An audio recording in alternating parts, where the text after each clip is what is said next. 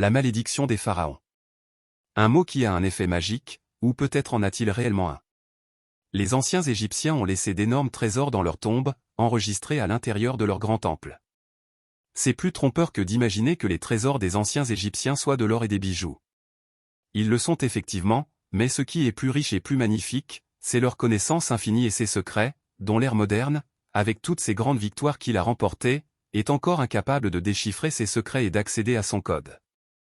La découverte du tombeau de Toutankhamon a eu un impact majeur en révélant certains de ses secrets, et le succès de Champion à atteindre le code du langage hiéroglyphique en découvrant la pierre de Rosette a été une autre étape sur le chemin de la connaissance.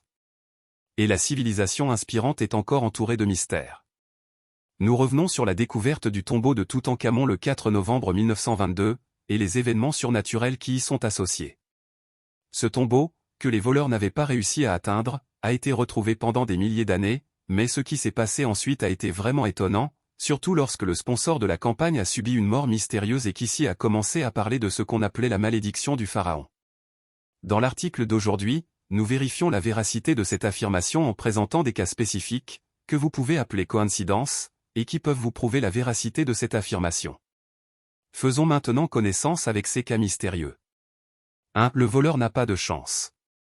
Une autre histoire peut aussi avoir une signification. Ce voleur allemand cupide, qui fut étonné en voyant le masque de Toutankhamon, et imagina à quel point il serait riche s'il pouvait le voler, le restituer à l'Allemagne, puis le vendre et atteindre une richesse illimitée. Et il a effectivement réussi à le voler. Parce qu'il n'est ni simple ni facile de vendre une antiquité d'une telle importance, il l'a gardée pendant un certain temps chez lui, mais quelle horreur lui est arrivée, ainsi qu'aux membres de sa famille et à tout le monde dans la maison. Il ne fallut pas longtemps avant qu'il soit frappé par une fièvre qui provoqua une paralysie et conduisit à une mort rapide. Des difficultés ont commencé à se présenter à la famille, ce qui a incité l'un d'eux à restituer la pièce commercialisée en Égypte avec des excuses. 2. La malédiction du jeune roi Toutankhamon, 1922. Le 4 novembre 1922, Howard Carter découvrit la chambre funéraire du roi Tu, et il prit l'initiative de contacter le patron, Lord Carnarvon, et lui annonça la nouvelle, ce qui plut à Kira et l'excita tellement qu'il se précipita pour ouvrir le cercueil pour découvrir ce qu'il y avait à l'intérieur. Il avait ce qu'il voulait, mais waouh, Lord Carnarvon est mort après avoir ouvert le cercueil à cause d'une piqûre de moustique. Une piqûre de moustique? C'est vraiment étrange. Et il y avait un avertissement important écrit sur la tombe qui avait clairement été négligé. On y lisait, « La mort viendra sur des ailes rapides pour ceux qui troublent la paix du roi ». Est-il désormais clair ce qui a causé la mort par piqûre de moustique? Est-ce une coïncidence? 3. La main meurtrière du roi Tu. Sir Archibald Reed n'avait aucun lien ni aucun intérêt pour les antiquités, mais il était radiologue et sa malchance l'a conduit sur le chemin d'une paume coupée de la momie du roi Tu, qui lui a été envoyée pour examen au rayon X. Moins de 24 heures après que la main coupée ait été déballée, il est tombé gravement malade et est décédé une semaine plus tard. Peut-être fait-il partie des victimes de la malédiction. 4. De mystérieux décès annuels entre la famille de l'égyptologue Zayawas. Le célèbre égyptologue égyptien Zayawas, bien qu'il ait complètement nié ce qu'on appelle la malédiction de Toutankhamon, mais des doutes ont commencé à le hanter, surtout après certains restes de la momie. Il a commencé à constater la mort de sa tante, et un an plus tard, à la même époque, son oncle décède, puis son cousin en l'année suivante à la même époque. Est-ce une coïncidence? Permis. 5. Hugh Evelyn White et la malédiction. C'est un archéologue célèbre. Lorsque lui et son équipe ont commencé à examiner les momies, après un certain temps, les collègues et amis qui travaillaient avec lui ont commencé à tomber et à mourir les uns après les autres d'une manière inhabituelle.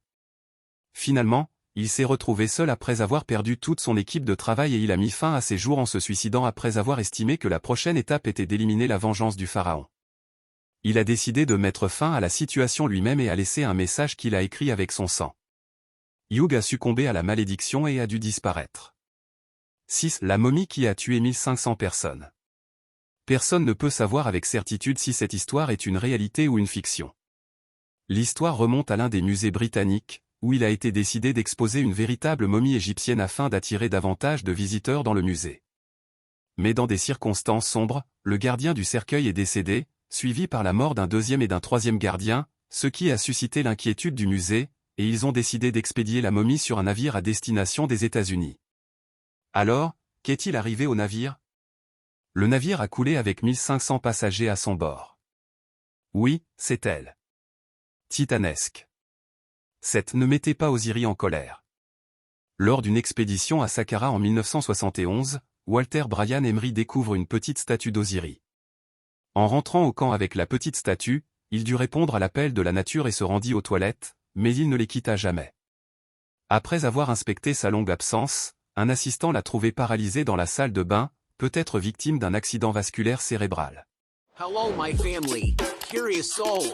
Do not forget to subscribe to the channel and like the video.